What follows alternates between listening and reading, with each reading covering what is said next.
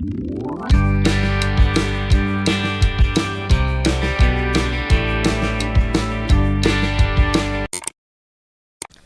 everyone, இந்த வீடியோவில் பேங்கிங்கில் time and டிஸ்டன்ஸில் 5th sum பார்க்கலாம்.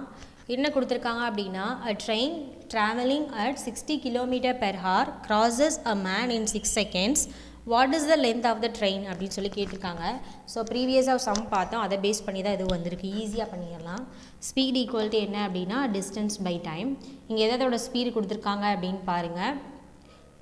ட்ரெயினோட ஸ்பீட் கொடுத்துட்டாங்க, எந்த டைம் கொடுத்துருக்காங்க, எந்த டைமில் வந்து அதை கிராஸ் பண்ணுதுன்னு சொல்லி கொடுத்துருக்காங்க. இப்போ வந்து எது கேட்டிருக்காங்க, லென்த்து, அதாவது டிஸ்டன்ஸ் கேட்டிருக்காங்க, ட்ரெயினோட லென்த்து தான் கேட்டிருக்காங்க.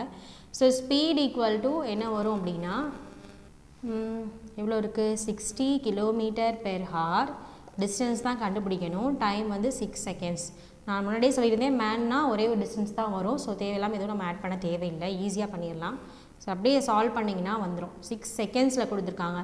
இந்த மாதிரி சம்மில் நம்ம நோட் பண்ண வேண்டியது கிலோமீட்டர் பெர் ஹார் செகண்ட்ஸ். இந்த மாதிரி தான் மட்டும் கவனமாக போட்டோன்னா ஈஸியாக பண்ணிடலாம். ஸோ இது கிலோமீட்டர் பெர் ஹாரில் இருக்குது, நான் இதை மீட்டர் பெர் செகண்டாக மாற்றிக்கிறேன். அப்போ என்ன வரும் அப்படின்னா 5/18 மல்டிப்ளை பண்ணிங்கன்னா மீட்டர் பெர் செகண்ட்ஸ்னு வந்துடும். இங்கே டிஸ்டன்ஸ் டிவைடட் பை 6 secondsன்னு இருக்குது. ஸோ இதை சால்வ் பண்ணிங்கன்னா ஆன்சர் வந்துடும். நம்ம வந்து டிஸ்டன்ஸ் தான் கண்டுபிடிக்கணும்.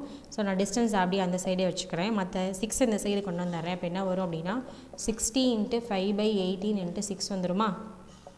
So 1 6 is 6, 3 6 are 18, 1 3 is 3, 2 3s are 6, 5 2s are 10, 100 meter.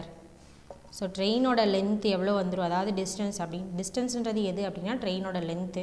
So ட்ரெயினோட length எவ்வளோ வந்துடும் அப்படின்னா 100 meter.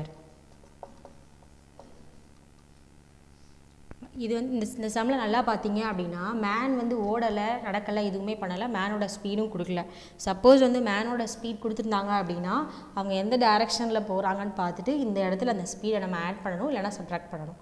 இங்கே மேன் வந்து ஒரு மேனை வந்து கிராஸ் பண்ணி மட்டும்தான் போகுது அந்த ட்ரெயின், அதனால் அவர் வந்து நின்றுட்டுருக்காரு தான். ஓகேவா. ஸோ இந்த டவுட் வரலாம் உங்களுக்கு, ஏன் மேனுக்கு வந்து ஸ்பீட் கொடுக்கல, போன சம்மில் நம்ம வந்து ஸ்பீடை வந்து ஆட் பண்ணோம்ல அப்படின்னு டவுட் இருக்கலாம். அதுக்காக அந்த வந்து நல்லா ரீட் பண்ணி பார்த்துட்டு பண்ணுங்கள். ஓகேவா. ஸோ இதில் ஏதாவது டவுட் இருந்தது அப்படின்னா கமெண்ட் பண்ணுங்கள்.